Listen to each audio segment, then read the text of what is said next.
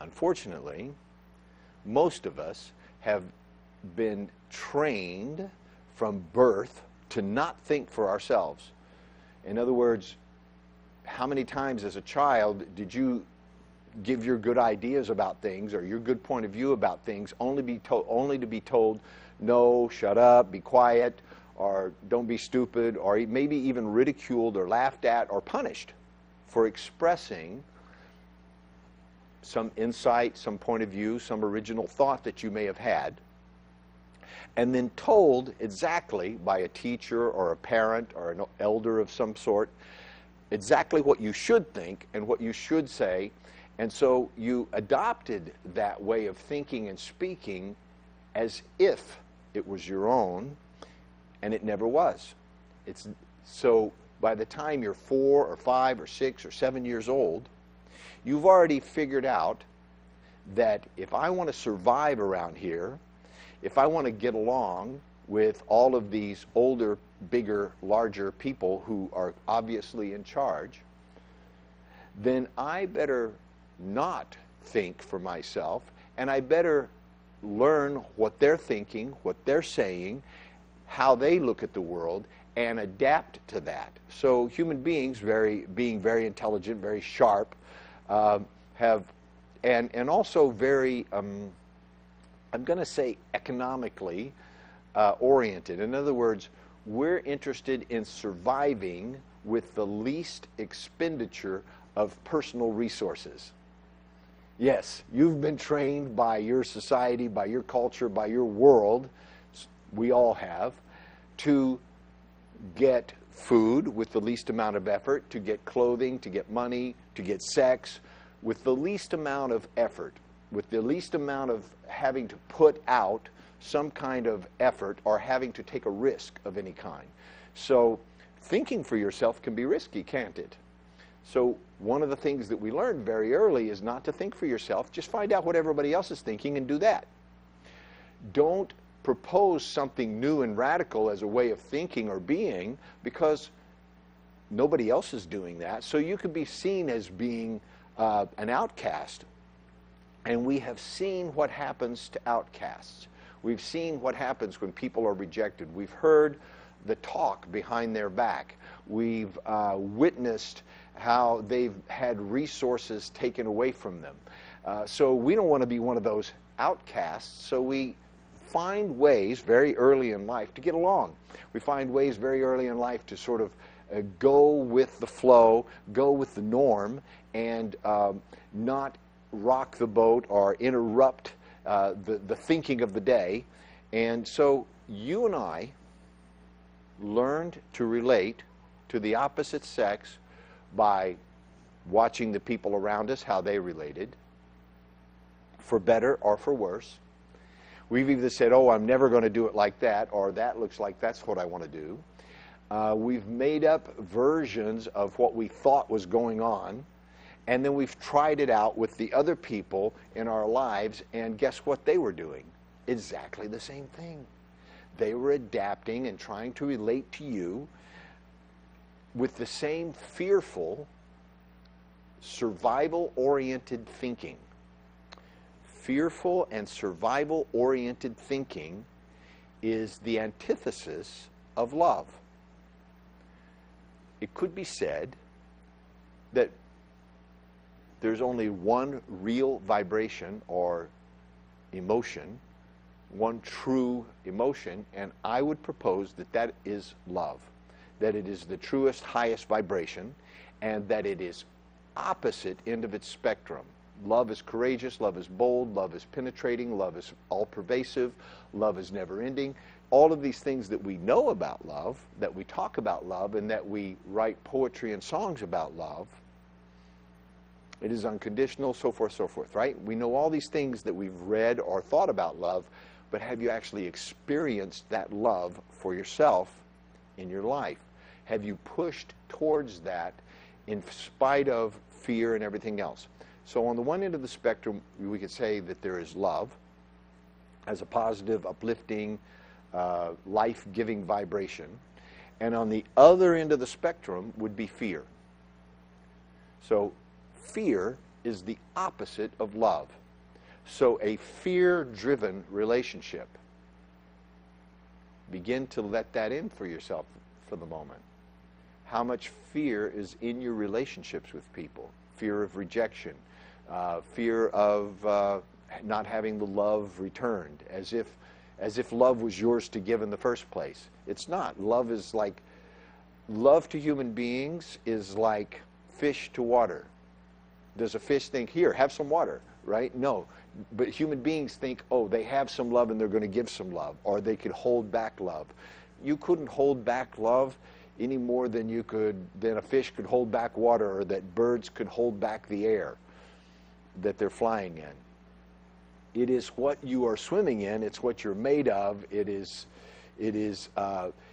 what the world is made of. It is what your experience in life is made of. And so to approach this experience and to approach the people in your life with fear would be the opposite of the design, if you will, of human being. Well, it would be congruent, if you will, with the design of human being. The design of the default design of human beings is to protect themselves and to make sure that they survive. So your brain, the reticular activator, if you will, is what it's called, that projects into the future what's probably about to happen, is always looking for what's probably about to happen that is dangerous or threatening to me. That's what it's looking for. That's what your brain is designed to do.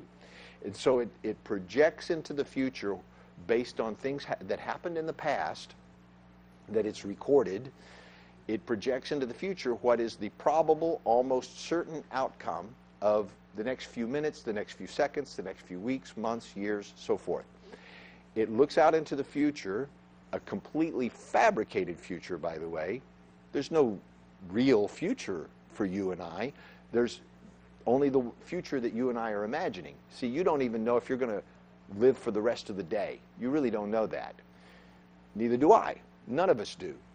None of us know whether we're going to see tomorrow or next year or 10 years from now. We all pretending.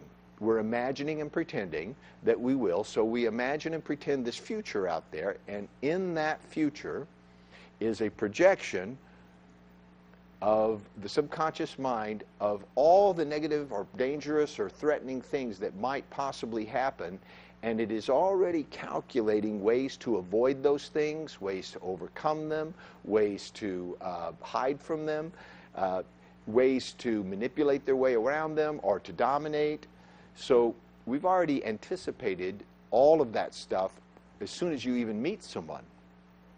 So you meet somebody for the first time, you have this rush or this feeling of love that penetrates every fiber of your being, and then you go straight into that with all this fear that is generated by it's called the reticular activator, okay? It is a part of the brain that actually sees the world in images, but on the inside. So you could call it your inner eye, or which is not exactly accurate, but it is what projects future events onto the screen of your mind, and it's happening automatically. You're not needed for this. It's an automatic mechanism. It's always going on, even in your sleep. It's constantly imagining events and creating events, and it's doing so in terms of images. You see, in terms of images, thoughts, feelings, and words sort of woven together into a tapestry that seem real. It seems like it's real. And so I call this a seeming reality. It's not reality because, well, where is it? If it was real, we could take a photograph of it, or we could get out a measuring stick and measure it, or we could time it. But it's not real. It's in your head. It's totally made up. So then we have relationships with people based on a fear-driven, imagined future. And so the words that naturally come out of our mouth, or the feelings that actually are expressed, are survival feelings, survival words, and your actions and well, basically your actions and your words and your behavior is subconsciously modulated to navigate dangerous waters that it has imagined exist. So, so when I say that fear-driven relationships are the antithesis, are the opposite of love, that's what I mean. Okay, so the name of this show is Love Talk. I want to talk about love, and as soon as I start talking about love, what will happen is all of the circumstances and relationship issues that you and I have, that human beings have, that have been given to us by this phenomenon that I just described, will pop up. They'll just rise up to be discussed. It'll be like, okay, well, I want to love, I do love, I feel love, or I don't feel love at all. All of those things will be driven up to the surface, and those are the things that I'd like to talk to you about, okay? That's why I do the show Love Talk, so that we can sort of, I throw something out there for you to stimulate your mind and your subconscious mind so that you begin to think for yourself, and you begin to examine your own relationship. So if you watched this show simply as some form of, entertainment, or to pass the time, or just to hear what I have to say, well, perhaps you will get some value from that, and I hope that you do. That's my intention, and I'm honored and thank you for watching.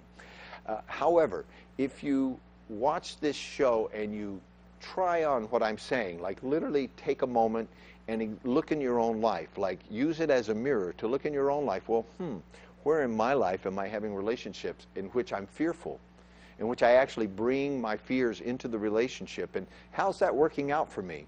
And then also, I never considered the fact, perhaps, maybe you've never thought of this, that everybody that you're relating to is having the same phenomenon. They're relating to you with fear.